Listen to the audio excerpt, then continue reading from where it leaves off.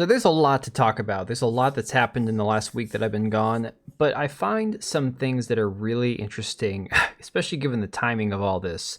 So I'm not sure if any of you saw this New York Post article about the black deaf Google worker who was touted as a diversity success story who is now suing the tech giant for discrimination. I think this is really funny timing, especially given the fact that YouTube, which is of course owned by Google, has been allegedly demonetizing people just for talking about Sweet Baby Inc. There are several people, John Trent and Vera Dark, a couple of YouTubers who have been having their videos demonetized due to the coverage of Sweet Baby, and of course the negative press that the DEI people are getting. And it's really interesting timing, I gotta say, especially given the fact that Google is connected to, oh well, you'll see in a few minutes, several of these different woke activist organizations. And so just today I saw this little advertisement from Advil. So apparently now Advil has a campaign to help end systemic pain racism. Apparently that's a thing I wasn't aware of. But we have this ad here, which I'll just put in play. You can see for yourself.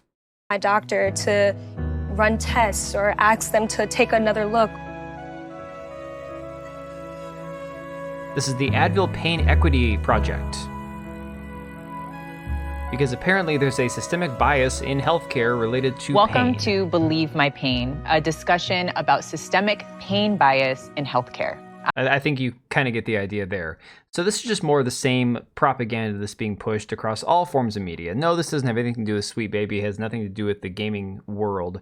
But it absolutely does tie into the fact that there is a very heavy-handed push towards this victimhood narrative, this diversity push, as you've seen, especially given now that we have this video from Libs of TikTok about Danny Lalanders, who's a non-binary game developer who was hired by Cliffhanger Devs, again, a EA studio, to create the Black Panther game. A little on the nose there.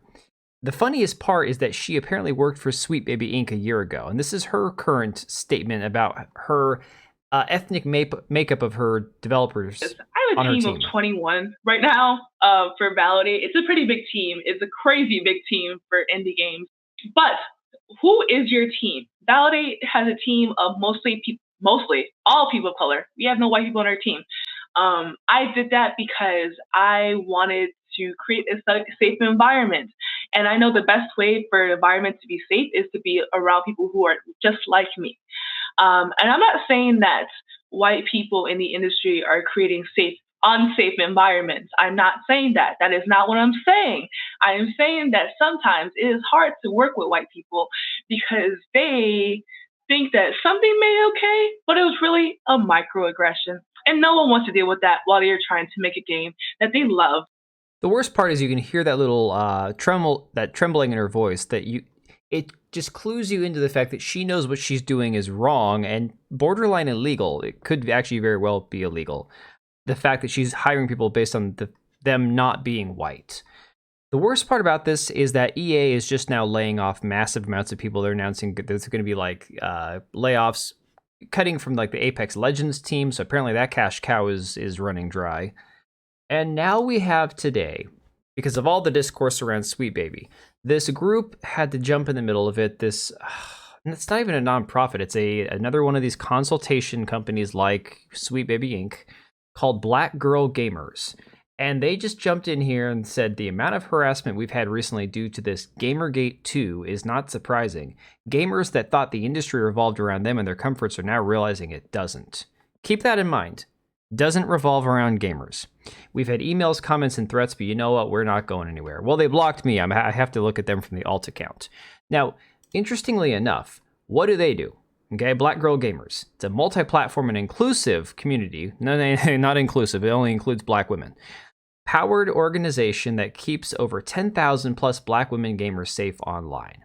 And you can see some of our partners: Square Enix, Riot Games, H&M, Adidas, Anastasia, EA Sports. And if we let this tick around long enough, you'll eventually see Google on there as well, Netflix. What we do, they've got consulting and advisory, content, events, yada yada. So speaking, talent, community, blah, blah, blah. It started out as a Facebook group. You can see from their Wikipedia page here that it was founded by J. Ann Lopez, British author and blogger in 2015. It says Lopez had enjoyed playing video games since she was young, but struggled to find other black women who were interested in gaming. I'm not even going to care about the sexist, racist comments part because that's just the same crap you hear all the time. But they started this organization for black girls when the founder herself said that she had a hard time finding other black women that even cared about games. But yeah, gamers that thought the industry revolved around them and their comforts are now realizing it doesn't. If it's not for gamers, who's the freaking industry for? So you have these articles that came out years ago. This is from 2018, talking about how poor little J. Ann struggled to find herself in her mid-20s. And again, here's the weirdest part. So this is a woman in England. This is the Black Girl Gamers page that's turned into an actual company now. You can even see that they have their little group of, well, let's see, where is their About Us? Here you go. So you can meet the team here. Here's Jan. You've got their Mary Udofia, content manager, Victoria Brown, social media manager. She might be the one that blocked me. Kenyita Adams, community manager. Kat M, producer. Heather Barrett, project manager. Now, I don't know how much these people make. To be honest, I imagine it's not much, but they are working with some of the biggest studios, biggest names out there as consultants, advisors on diversity, equity, and inclusion. Just like Sweet Baby Inc., just like a lot of these other companies, okay? Now, the weirdest part is this J. Ann Lopez is actually she is a panel judge for the BAFTA Awards for their games division. If you don't know what BAFTA is, it's the British Film Awards that they do. Okay, it's not an American thing, it's over there in the UK. But she is a judge on the panel for BAFTA. BAFTA, in their games section, which just says Masterclass, the evolution of black representation in film, games, and TV. So this goes all the way into every industry it touches. Anything that these people connect to, it infects, okay? Then you have this takethis.org, which I just found in a thread the other day. We're going to go more into this in the next video because this is much more meat and bones of where we are with Sweet Baby Inc. and how they got started. But this Take This organization got a $300,000 grant from the Canadian DHS in order for them to figure out and how to find sexist and extremist speech online from gamers. Much like this Canadian organization, this Canadian nonprofit, the Canadian Center for Diversity and Inclusion, which also has a consulting firm, and this one here, this organization, funded by some of the biggest banks in Canada. In fact, you'll see them on here on the bottom. So this is just, again, I've said this for a couple weeks now, tip of the iceberg here, guys. We haven't even gotten close to scratching the surface of where all these groups have come from, how they've all coordinated, and where all this money is coming from. And that's what I'm going to get into my next video. But I had to comment on this today because this whole thing, this Black Girl Gamers crap, this is a terrible group of people, terrible organization, preaching a racist message and excluding themselves from everybody else in the gamer pool. I mean, look, we're all just, we play video games or we don't. You like them or you don't. Identifying first as a black girl before gamer, come on. You're not a gamer. Anyways, let me know what you think about this, guys. I'll catch you later.